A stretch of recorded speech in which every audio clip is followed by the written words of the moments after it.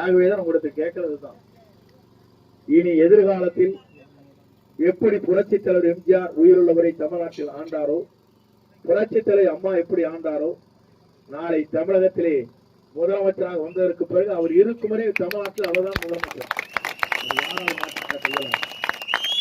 எல்லோரும் சொன்னாங்க மே மாசம் ரிசல்ட் வந்ததுக்கு அப்புறம் இந்த ஆண்டு 2026 தேசிய கொடி ஏற்றி வைக்கிற ஒரே தலைவர் நம்முடைய வெற்றி தலைவரை தவிர யாரும் இல்லை என்பதை நம்ம நிறுவனத்தில் தெரிவித்துக் கொள்கிறோம். ஆனால் எல்லோரும் எல்லாம் பெற வேண்டும் என்பதுதான் அவருடைய நோக்கம்.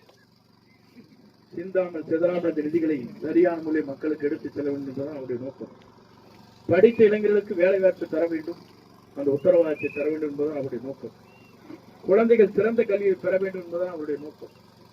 பெரியவர்கள் முதியோர்கள் இருக்கிறார் என்று சொன்னால் அவர்களுக்கு பாதுகாப்பு அளித்து மருத்துவ சிகிச்சை பெற வேண்டும் என்று சொன்னால் அதற்கு முழுமையான மருத்துவ சிகிச்சைக்கு 5 லட்சம் 3 லட்சம் என்று சொன்னாலும் கூட அனைத்தும் வழங்கப்பட வேண்டும் என்பதுதான் அவருடைய நோக்கம்.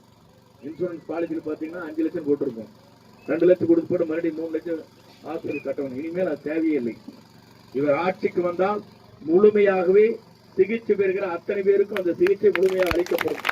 தனியார் மருத்துவமனை இருந்தாலும் அதுதான் அவருடைய நோக்கம். இதெல்லாம் எதற்காக வச்சுருந்தேன்னு சொன்னா, நோய்வாய்ப்பட்டதற்கு பிறகு மறுபடி நோய்வாய் வந்துருக்கு கடமை. நான் பார்த்த ஒருத்தர் எக்ஸாம் உங்களுக்கு சொல்றேன், 20 லட்சம் ரூபாய் செலவு பண்ணதுக்கு அப்புறம் அவர் இறந்தே போயிட்டார்.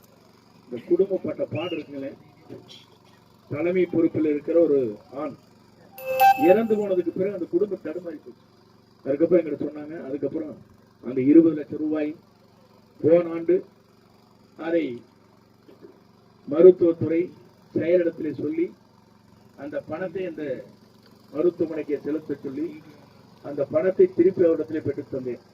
வாழ்நாள் முழுவதும் நாங்கள் மறக்கணும்னு சொன்னோம். ஏன்னா ஒரு குடும்பம் 20 லட்சம் சாதாரண இல்லை. 20 லட்சத்தை செலவு பண்ணி அவங்க நல்லா வந்துருந்தா பரவாயில்ல, அவர் சிகிச்சை பெற்று அதுவும் இல்லை, இறந்து போனோம். ஆக இப்படிப்பட்ட நிலையெல்லாம் இனி எதிர்காலத்தில் இருக்காது, அது இருக்க விட மாட்டார். அவருடைய நோக்கமே தொலைநோக்கு சிந்தனை தான். நீங்க பாக்குறீங்க எத்தனை கஷ்டம் சிபிஐ என்கொயரி கூப்பிடுறாங்க.